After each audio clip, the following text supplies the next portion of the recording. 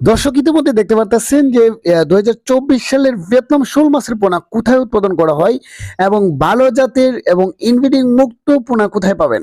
এবং এই শোল মাছ আপনারা ট্যাঙ্ক, চৌবাচ্চায় অথবা পুকুরে চাষ করে ৩টি সিক্রেট দিক জানা থাকলে আপনারা মাছ চাষে সফল হবেন 100%।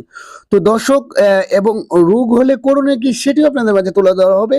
তো এই পুরো ভিডিওটি না কেটে মনোযোগ দিয়ে দেখুন। আর দর্শক, যারা আমার এই চ্যানেলটিতে নতুন দর্শক তারা এখন আমার চ্যানেলটি সাবস্ক্রাইব করে নেন, তারা এখন আমার চ্যানেলটি সাবস্ক্রাইব করুন। আর এই শোল মাছ অনেক দামি এবং সুস্বাদু একটি মাছ। এই মাছ প্রতিপালন করে আপনারা খুব সহজেই কিছু সিক্রেট কয়টি দিক যদি আপনারা পালন করেন তাহলে অবশ্যই লাভবান হবেন, শতভাগ নিশ্চিত।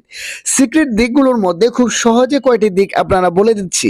তো আপনারা যদি যখন পোনা ক্রয় করবেন তখন অবশ্যই ভালো কোনো বিশ্বস্ত প্রতিষ্ঠান থেকে পোনা ক্রয় করবেন এবং আপনারা অবশ্যই পোনাগুলো দেখে নেবেন যেরকম শতভাগ নিশ্চিত আপনার ফিট খাবার খেতে অভ্যস্ত কিনা।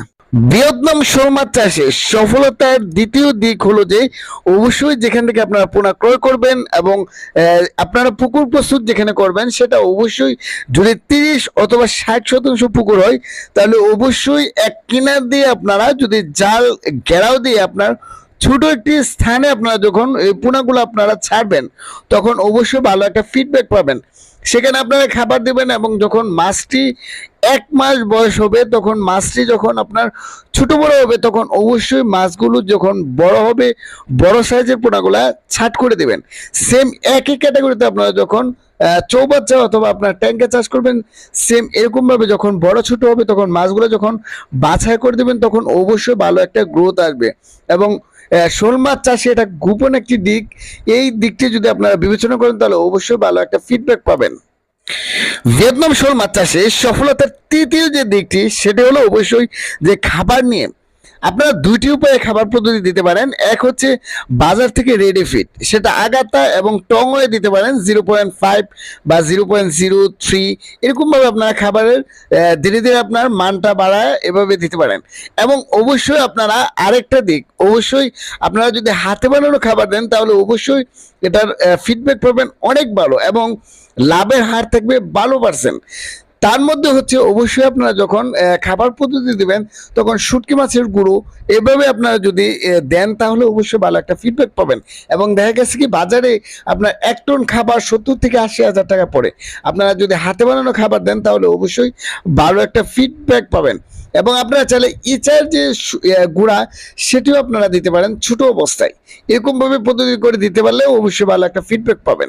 ভিয়েতনাম শোল মাছের চাষের আরেকটি অর্থাৎ চতুর্থ যে দিকটি সেটি হলো যে অবশ্যই আপনারা যখন চাষ করবেন তখন কিছু রোগবালা দেখা দেয় এবং পুকুরে যদি আপনারা চাষ করেন তাহলে সেক্ষেত্রে শোল মাছের মাথার উপরে সাদা সাদা স্পট বা লাল হয়ে যায়, তখন আপনার যেই ওষুধটি খুবই খুবই ভালো কাজ করে এবং এটা 100% আমি ভালো একটা ফিডব্যাক পাইছি সেটা হলো যে আপনারা বার্কিল ব্যাট ব্যবহার করতে পারেন। এবং আপনারা যদি চৌবাচ্চায় চাষ করেন তখন সেক্ষেত্রে আপনারা এটি দিতে পারেন, এটা ভালো একটা কাজ করবে। এছাড়া আপনার দেখা গেছে যে শোল মাছের বাজারে ভালো কোনো ফিডের সাথে অর্থাৎ কিছু ভিটামিনের ওষুধ আছে সেগুলো আপনারা দিতে পারেন, যেরকম সিপ্রোফ্লক্স, এটা দিলে আপনার দেখা গেছে ভাইরাস নাশক, এটাও খুব ভালো একটা কাজ করে। সুপ্রিয় দর্শক শ্রোতা, আপনাদেরকে পরিশেষে একটি ভালো গুরুত্বপূর্ণ টিপস দিতে চাই।